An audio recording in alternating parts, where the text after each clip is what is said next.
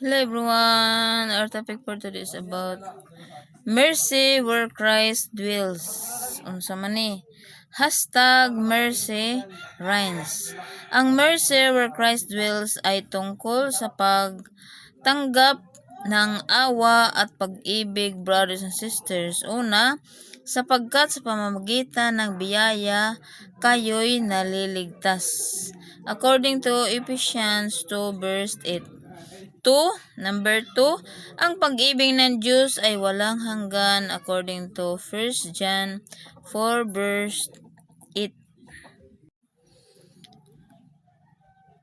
Okay, our topic for today is about faith and gossip.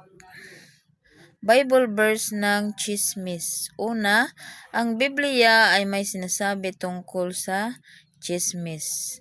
Ang Bible ay una, huwag kang mag-usap ng masama tungkol sa iba.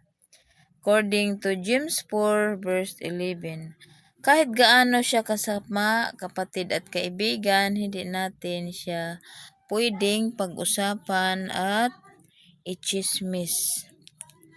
Pangalawa, ang mga chismoso ay walang lugar sa kaharian ng Diyos na makita sa New Testament 1 Corinthians verse 6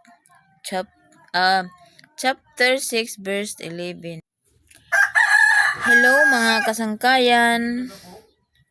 Maupay nga mas hibaruan naton ang topic about chismis. #faith and gossip. So, mga brothers and sisters, ang Bible ay may sinasabi tungkol sa chismis. Una, huwag kang mag-uusap ng masama tungkol sa iba. So, kahit gaano siya kasama, wala tayong karapatan na pag-usapan ang buhay ng iba.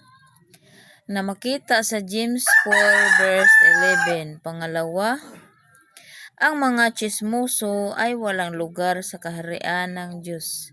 Na makita sa 1 Corinthians 6 verse 10. So, alam na natin na walang lugar sa langit ang mga chismosa,